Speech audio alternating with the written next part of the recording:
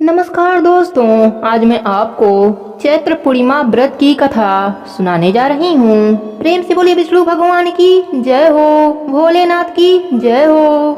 द्वापर युग में एक समय की बात है कि यशोदा जी ने कृष्ण जी से कहा, हे कृष्ण, तुम सारे संसार के उत्पन्न करता, पोषक तथा उसके संहार करता हो। आज कोई ऐसा व्रत मुझसे कहो जिसके करने से मृतलोक में स्त्रियों को विधवा होने का भय न रहे तथा यह व्रत सभी मनुष्यों की मनोकामनाएं पूर्ण करने वाला हो।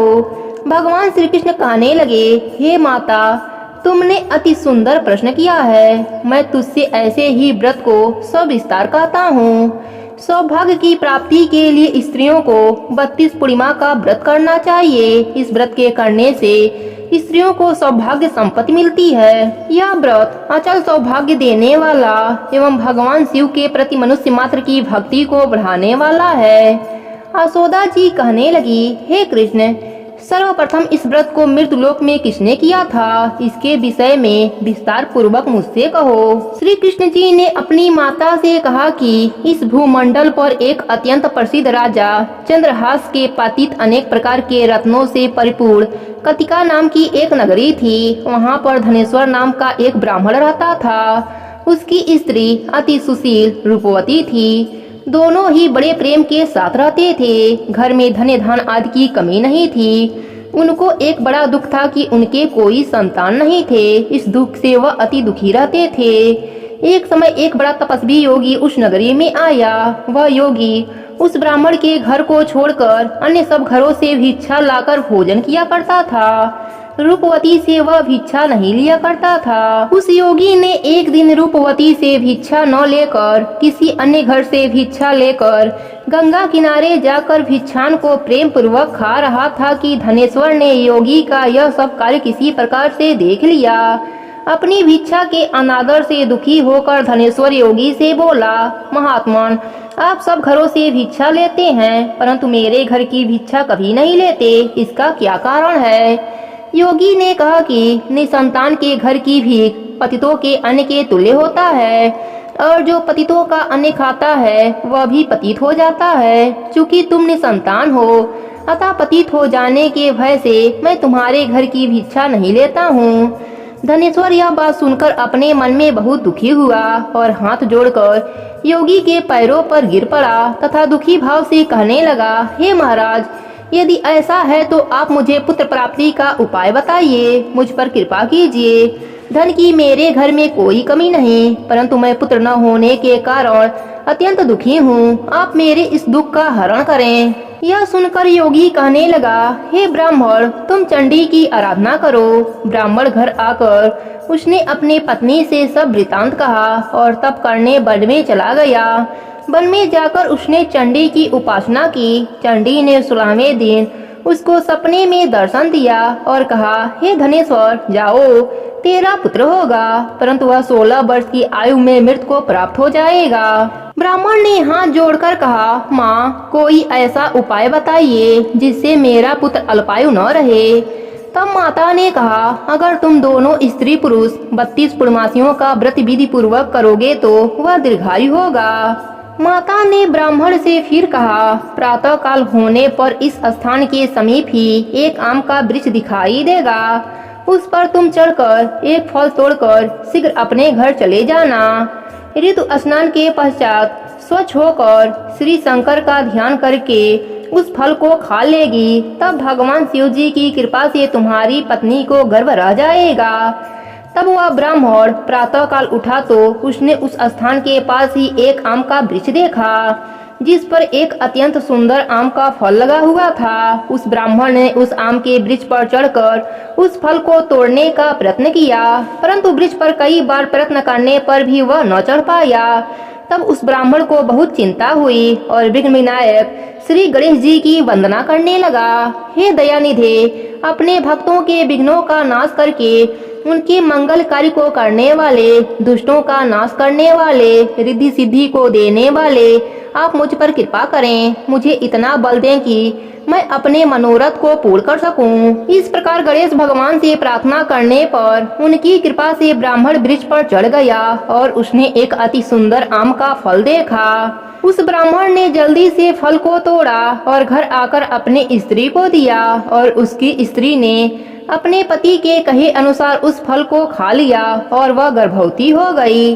देवी जी की असीम कृपा से उसे एक अत्यंत सुंदर पुत्र उत्पन्न हुआ, जिसका नाम उन्होंने देवी दास रखा।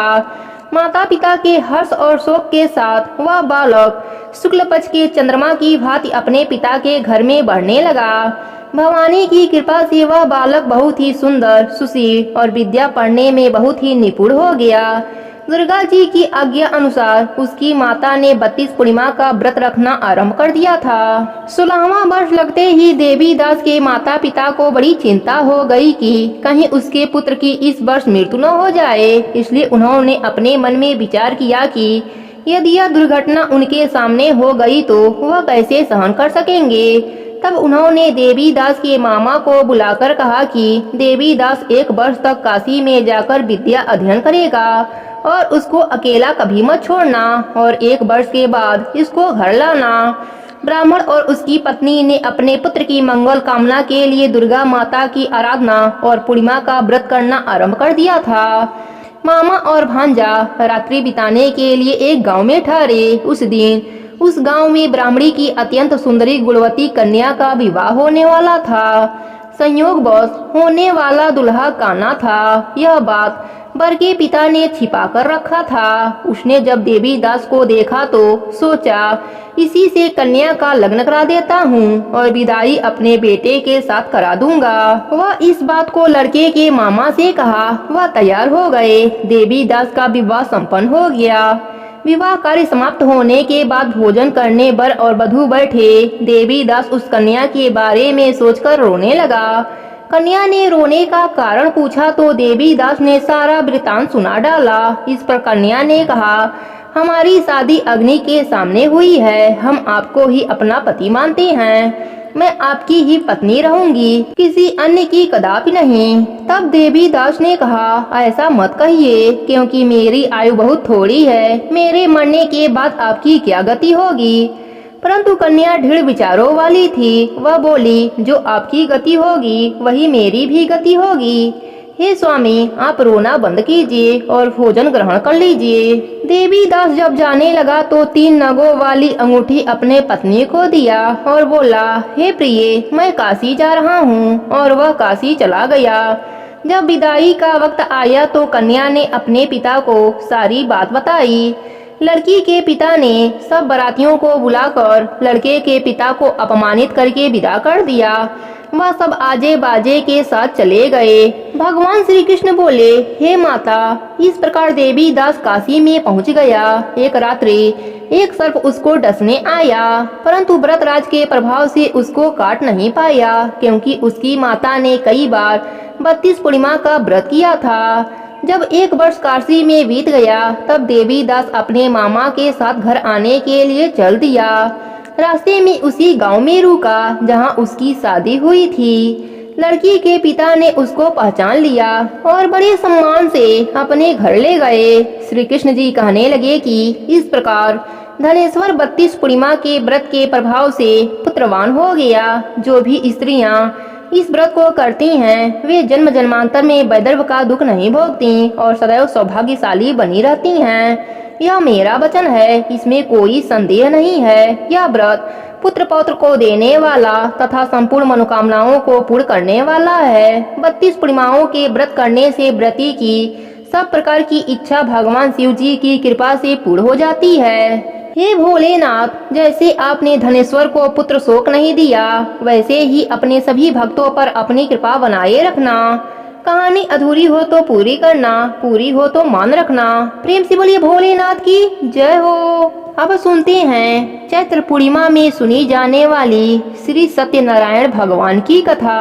प्रेम से बोलिए सत्यनारायण भगवान की जय हो, विष्णु भगवान की जय हो। श्री व्यास जी ने कहा, एक समय नैमी सारण तीर्थ में सैनक आदि सभी ऋषियों तथा मुनियों ने पुराण शास्त्र के वेत्ता श्री सूत जी महाराज जी से पूछा, महामुने, किस व्रत अथवा तपस्या से मनोवांछित फल प्राप्त होता है, उसे हम सब सुनना चाहते हैं। श्री सूत जी बोले, इसी प्रकार देवर्षि नारद जी के द्वारा भी पूछे जाने पर भगवान कमलापति ने उनसे जैसा कहा था उसे कह रहा हूँ, आप लोग सावधान होकर सुने।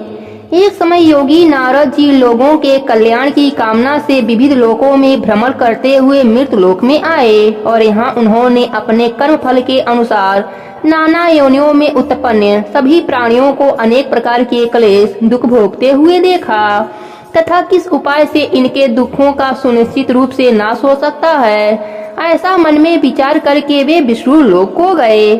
वहाँ 4 भुजाओं वाले और शंख, चक्र, गदा, पद तथा वनमाला से विभूषित शुक्लवर्ण भगवान नारायण का दर्शन कर उन देवादिदेव की स्तुति करने लगे। नारद जी बोले, हे बाड़ी और मन से परे स्वरूप वाले, भक्तों की पीड़ा नष्ट करने वाले परमात्मा, आपको नमस्कार है। श्री विष्णु जी ने नारद जी से कहा, महाभाग, आप किस प्रयोजन से यहाँ आए हैं, आपके मन में क्या है, कहिए, वह सब कुछ मैं आपको बताऊंगा। नारद जी बोले, प्रभु, मृत लोक में अनेक पाप कर्मों के द्वारा विभिन्न योनियों में उत्पन्न सभी लोग बहुत प्रकार के कलेशों से दुखी हो रहे हैं। हे नाथ, किस लघु उपाय से उनके कष्टों का निवारण हो सकेगा? यदि आपकी मेरे ऊपर कृपा हो तो वह सब मैं सुनना चाहता हूँ, उसे बताइए।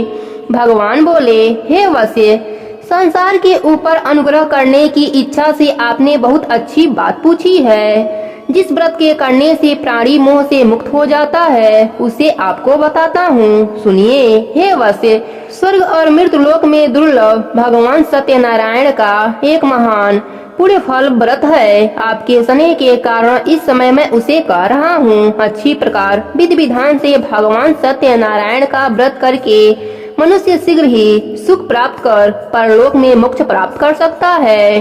भगवान की ऐसी बाणी सुनकर नारद मुनि ने कहा, हे प्रभु, इस व्रत को करने का क्या फल है, इसका विधान क्या है, इस व्रत को किसने किया और कब किया, यह सब विस्तार पूर्वक बताइए। भगवान बोले, यह सत्यनारायण व्रत दुख शोक आदि का शमन करने वाला, धन धान की वृद्धि करने वाला, सौभाग्य और संतान देने वाला तथा सर्वत्र विजय प्रदान करने वाला है। जिस किसी भी दिन भक्ति और श्रद्धा से सम्मिलित होकर मनुष्य ब्राह्मणों और बंधु बांधवों के साथ धर्म में तत्पर होकर सायं काल भगवान सत्यनारायण की पूजा करें। नैवेद्य के रूप में उत्तम कोटि के भोजनीय पदार्थ को सवाया मात्रा में भक्ति पूर्वक अर्पित करना चाहिए।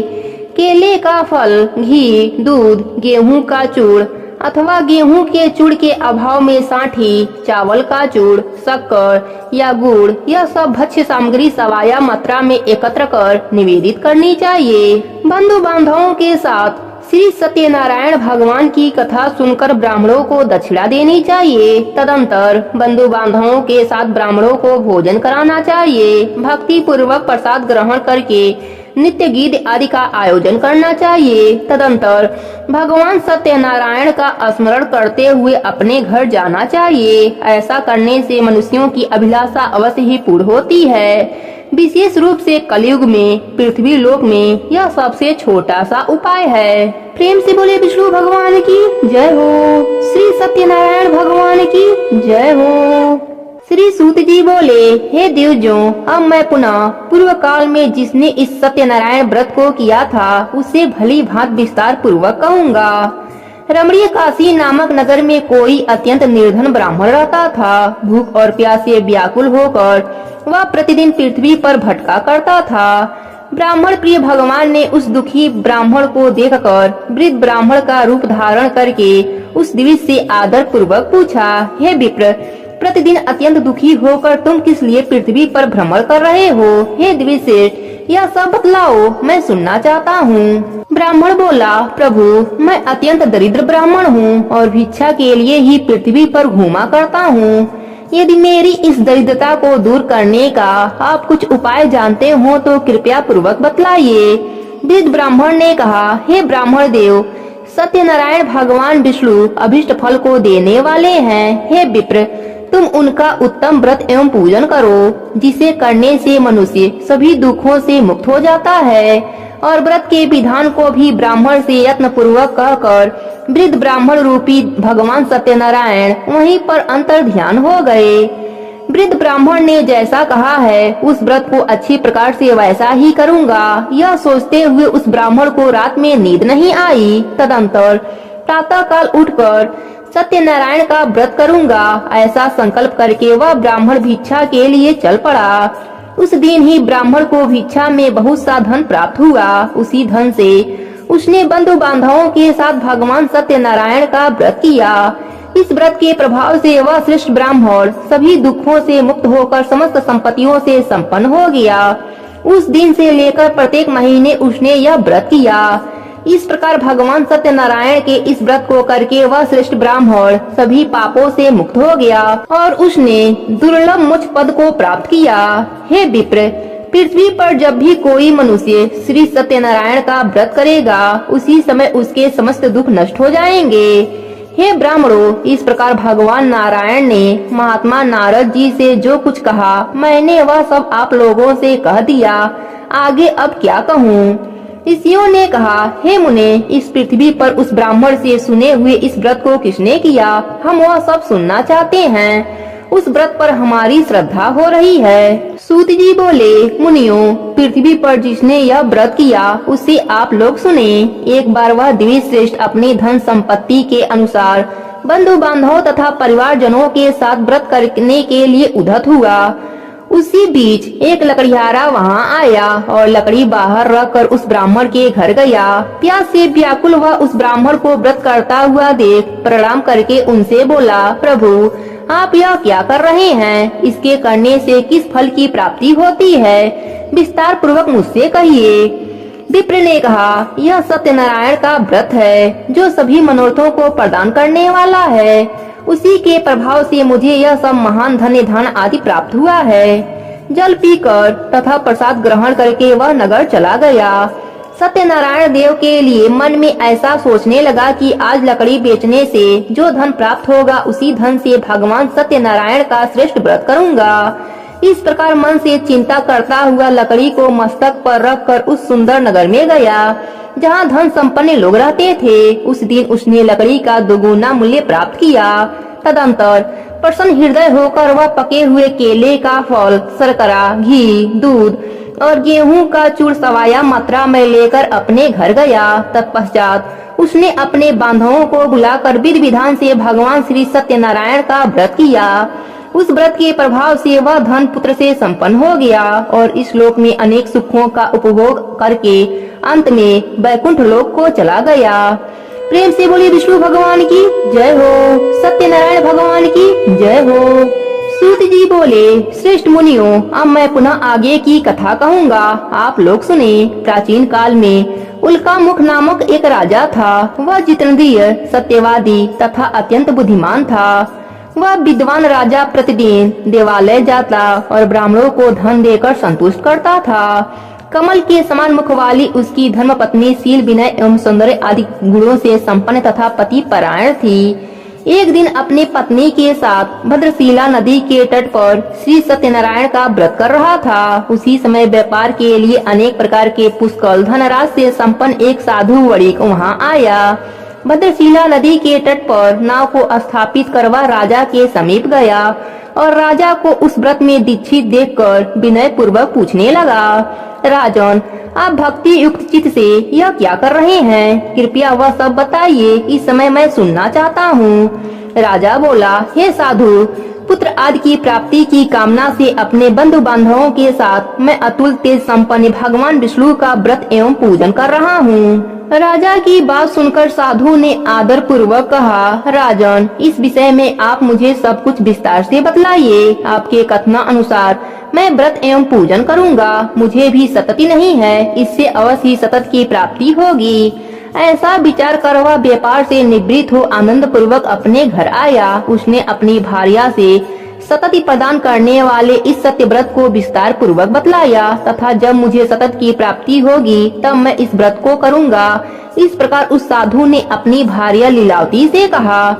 एक दिन उसकी लीलावती नाम की सती साध्वी भार्या पति के साथ आनंद चित्त से ऋतुकालीन धर्मचरण में प्रवृत्त हुई और भगवान श्री सत्यनारायण की कृपा से उसकी वह भार्या गर्भिणी हुई। 10वें महीने में उससे कन्या रत्न की उत्पत्ति हुई और वह शुक्ल पक्ष के चंद्रमा की भांति दिन प्रतिदिन बढ़ने लगी। उस कन्या का नाम कलावती रखा गया। इसके बाद एक दिन लीलावती ने अपने स्वामी से मधुर वाणी में कहा, आप पूर्व में संकल्पित श्री सत्यनारायण के व्रत को क्यों नहीं कर रहे हैं? साधु बोला, हे प्रिय, इसके विवाह के समय व्रत करूंगा। इस प्रकार अपने पत्नी को भली भांत आश्वासन कर वह व्यापार करने के लिए नगर की ओर चला गया। इधर कन्या कलावती पिता के घर में बढ़ने लगी। तदंतर धर्मज्ञ साधु ने नगर में सखियों के साथ क्रीड़ा करती हुई अपनी कन्या को विवाह योग्य देखकर आपस में मंत्रणा करके कन्या के विवाह के लिए श्रेष्ठ वर का आवेदन करो, ऐसा दूत से कहकर शीघ्र ही उसे भेज दिया। उसकी आज्ञा प्राप्त करके दूत कांचन नामक नगर में गया और वहां से एक वणिक का पुत्र लेकर आया। उस साधु ने उस वणिक के पुत्र को सुंदर और गुणों से संपन्न देखकर अपने जात के लोगों तथा बंधु बांधवों के साथ संतुष्टित हो विधि विधान से वणिक पुत्र के हाथ में कन्या दान कर दिया। उस समय वह साधु वणिक दुर्भाग्यवश भगवान का वह उत्तम व्रत करना भूल गया। पूर्व संकल्प के अनुसार विवाह के समय में व्रत न करने के कारण भगवान उस पर रुष्ट हो गए। कुछ समय के पश्चात अपने व्यापार कर्म में कुशल व साधु वणिक काल की प्रेरणा से अपने दामाद के साथ व्यापार करने के लिए समुद्र के समीप स्थित रत्न सागर पुरी नामक गांव में गया। अपने श्री संपन्न दामाद के साथ वहां व्यापार करने लगा। तदंतर वे दोनों राजा चंद्रकेतु के रमणी उस नगर में गए। उसी समय भगवान श्री सत्यनारायण ने उसे भ्रष्ट प्रतिज्ञा देखकर उसे दारुण कठिन और महान दुख प्राप्त होगा ऐसा श्राप दे दिया। एक दिन एक चोर राजा चंद्रकेतु के धन को चुराकर वहीं आया जहां दोनों वणिक स्थिर थे। वह अपने पीछे दौड़ते हुए दूतों को देखकर भयचीत होकर वह धन वहीं छोड़कर शीघ्र ही छिप गया। इसके बाद राजा के दूत वहां आ गए जहां वह साधु वणिक थे। वहां राजा के धन को देखकर वे दूत उन दोनों वणिक पुत्रों को बांधकर ले आए और हर्ष पूर्वक दौड़ते हुए राजा से बोले, प्रभु, हम दो चोर पकड़ लाए हैं, इन्हें देखकर आप आज्ञा दें। राजा की आज्ञा से दोनों शीघ्र ही दृढ़ता पूर्वक बांधकर बिना विचार किए महान कारागार में डाल दिए गए। भगवान सत्यदेव की माया से किसी ने उन दोनों की बात नहीं सुनी और राजा चंद्रकेतु ने उन दोनों का धन भी छीन लिया।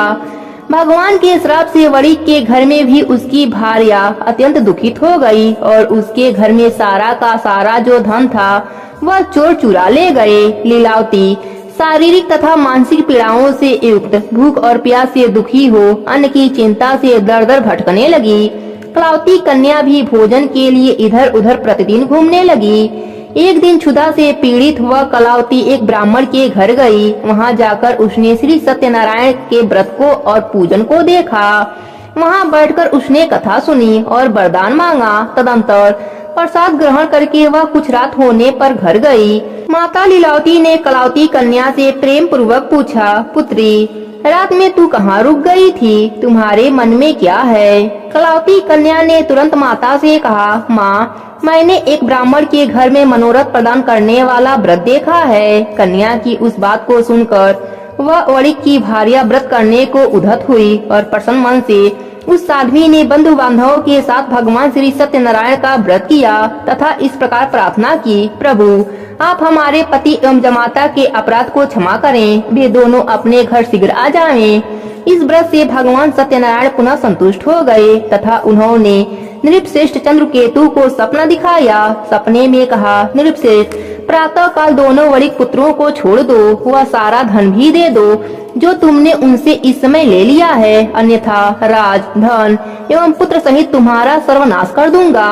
राजा से सपने में ऐसा कहकर भगवान सत्यनारायण अंतर ध्यान हो गए। प्रातः काल राजा ने अपने सभासदों के साथ सभा के मध्य बैठकर अपना सपना बताया और कहा, दोनों बंदी वणिक पुत्रों को शीघ्र ही मुक्त कर दो। राजा की ऐसी बात सुनकर वे राजपुरुष दोनों महाजनों को बंधन मुक्त करके राजा के सामने लाकर विनय पूर्वक बोले, महाराज, बेड़ी बंधन से मुक्त करके दोनों वणिक पुत्र लाए हैं। इसके बाद दोनों महाराज वणिक पुत्र निपशेष चंद्रकेतु को प्रणाम करके अपने पूर्व वृतांत का स्मरण करते हुए भयभीत हो गए और कुछ बोल न सके।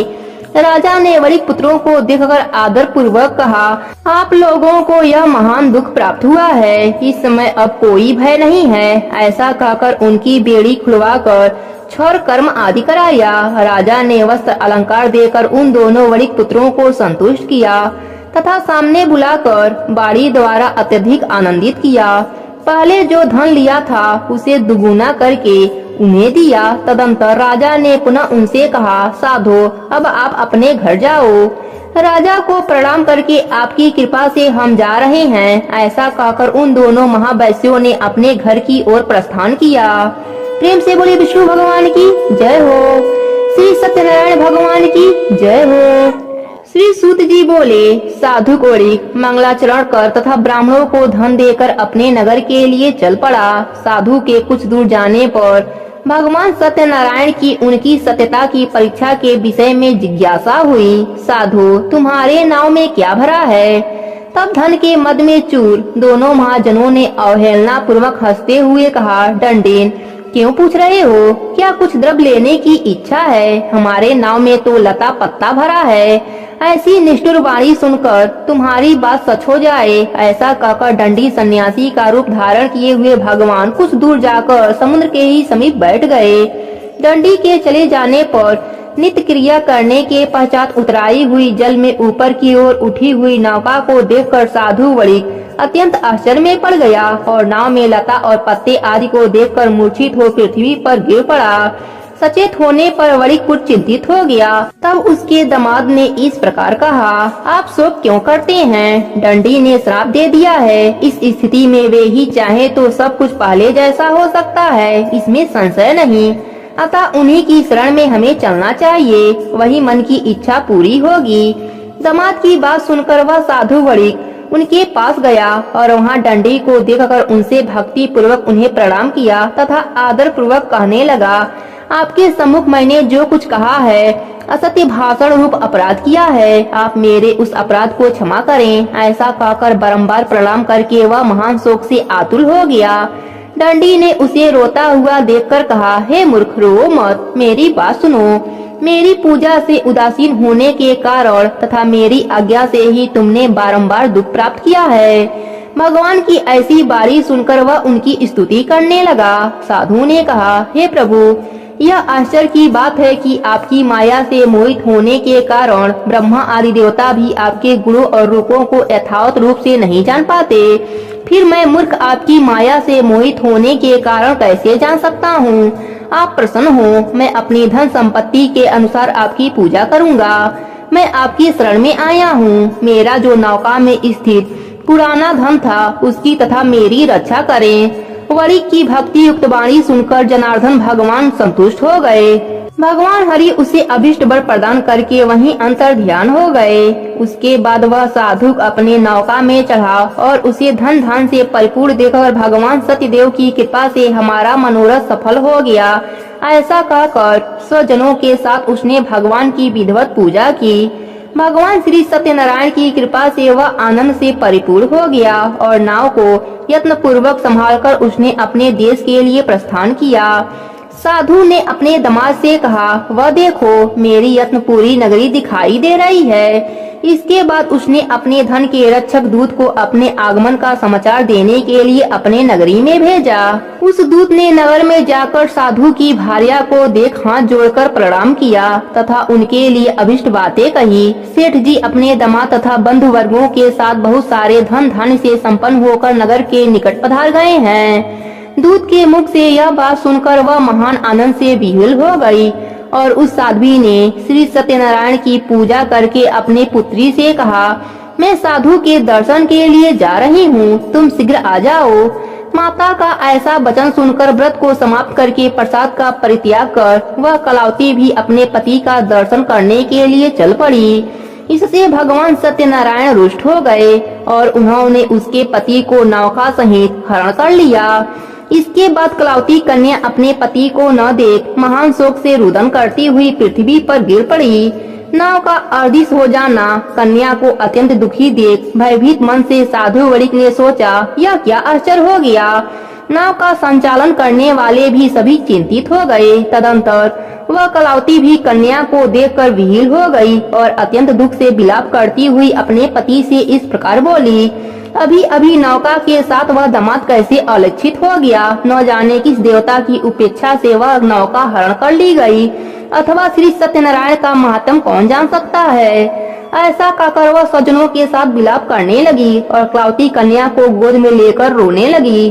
कलावती कन्या भी अपने पति के नष्ट हो जाने पर दुखी हो गई और पति की पादुका लेकर उनका अनुगमन करने के लिए अपने मन में निश्चय किया। कन्या के इस प्रकार के आचरण को देख भार्या सहित वह धर्मज्ञ साधु वणिक अत्यंत शोक संतप्त हो गया और सोचने लगा, या तो भगवान सत्यनारायण ने यह दामाद के साथ धन धान से भरी इस नौका का अपहरण किया है, अथवा हम सभी भगवान सत्यदेव के माया से मोहित हो गए हैं। अपने धन शक्ति के अनुसार मैं भगवान सत्यनारायण की पूजा करूंगा। सभी को बुलाकर इस प्रकार कहकर उसने अपने मन की इच्छा प्रकट की और बारंबार भगवान सत्यदेव को दंडवत प्रणाम किया। इससे दिनों के पालनहार भगवान सत्यदेव प्रसन्न हो गए। भक्त वत्सल भगवान ने कृपा पूर्वक कहा, तुम्हारी कन्या प्रसाद छोड़कर अपने पति को देखने चली आई है। निश्चय ही इसी कारण उसका पति अदृश्य हो गया है। यदि घर जाकर प्रसाद ग्रहण करके वह पुनः आए तो हे साधु, तुम्हारी पुत्री पति को देख पाएगी, इसमें संशय नहीं। कन्या कलावती भी आकाश मंडल से ऐसी बारी सुनकर शीघ्र ही घर गई और उसने प्रसाद ग्रहण किया। पुनः आकर स्वजनों तथा अपने पति को देखा। तब कलावती कन्या ने अपने पिता से कहा, अब तो घर चलें, विलम्ब क्यों कर रहे हैं। कन्या की बात सुनकर वणिक पुत्र संतुष्ट हो गया और विधि विधान से भगवान सत्यनारायण का पूजन करके धन तथा बंधु बांधवों के साथ अपने घर गया। तदंतर पूर्णिमा तथा संक्रांति पर्व पर भगवान सत्यनारायण का पूजन करते हुए इस लोक में सुख भोग कर अंत में वैकुंठ लोक को चला गया। प्रेम से बोले विष्णु भगवान की जय हो, श्री सत्यनारायण भगवान की जय हो। सूत जी बोले, हे मुनि श्रेष्ठ, अब इसके बाद मैं दूसरी कथा कहूँगा, आप लोग सुने। अपनी प्रजा का पालन करने में तत्पर तुंगध्वज नामक एक राजा था। उसने सत्यदेव के प्रसाद का परित्याग करके दुख प्राप्त किया। एक बार वह वन में जाकर और वहाँ बहुत से पशुओं को मारकर बट वृक्ष के नीचे आया। वहाँ उसने देखा कि गोपगण बंधु बांधवों के साथ संतुष्ट होकर भक्ति पूर्वक भगवान सत्यदेव की पूजा कर रहे हैं। राजा यह देखकर भी अहंकारवश न तो वहाँ गया न उसने भगवान सत्यनारायण को प्रणाम ही किया। इसके बाद पूजन के अंत में सभी गोपगण भगवान का प्रसाद राजा के समीप रखकर वहाँ से लौट आए और इच्छा अनुसार उन सभी ने भगवान का प्रसाद ग्रहण किया। इधर राजा को प्रसाद का परित्याग करने से बहुत दुख हुआ। उसका संपूर्ण धन धान एवं सभी 100 पुत्र नष्ट हो गए। राजा ने मन में यह निश्चय किया कि यह अवश्य ही भगवान सत्यनारायण ने हमारा नाश कर दिया है, इसलिए मुझे वहीं जाना चाहिए जहाँ श्री सत्यनारायण का पूजन हो रहा था। ऐसा मन में निश्चय करके वह राजा गोपगणों के समीप गया और उसने गोपगणों के साथ भक्ति श्रद्धा के युक्त होकर विधि पूर्वक भगवान सत्यदेव की पूजा की। भगवान सत्यदेव की कृपा से वह पुनः धन और पुत्रों से संपन्न हो गया तथा इस लोक में सभी सुखों का उपभोग कर अंत में वैकुंठ लोक को प्राप्त हुआ। सूत जी कहते हैं, जो व्यक्ति इस परम दुर्लभ श्री सत्यनारायण के व्रत को करता है और पुण्यमयी तथा फल प्रदायिनी भगवान की कथा को भक्ति युक्त होकर सुनता है, उसे भगवान सत्यनारायण की कृपा से धन धान आदि की प्राप्ति होती है। दरिद्र धनवान हो जाता है, बंधन में पड़ा हुआ बंधन से मुक्त हो जाता है, डरा हुआ व्यक्ति भय से मुक्त हो जाता है। यह सत्य बात है, इसमें संशय नहीं। इस लोक में वह सभी इच्छित फलों का भोग प्राप्त करके अंत में वैकुंठ लोक को जाता है। हे ब्राह्मणों, इस प्रकार मैंने आप लोगों से भगवान सत्यनारायण के व्रत को कहा है, जिसे करके मनुष्य सभी दुखों से मुक्त हो जाता है। प्रेम से बोले विष्णु भगवान की जय हो। श्री सत्यनारायण भगवान की जय हो।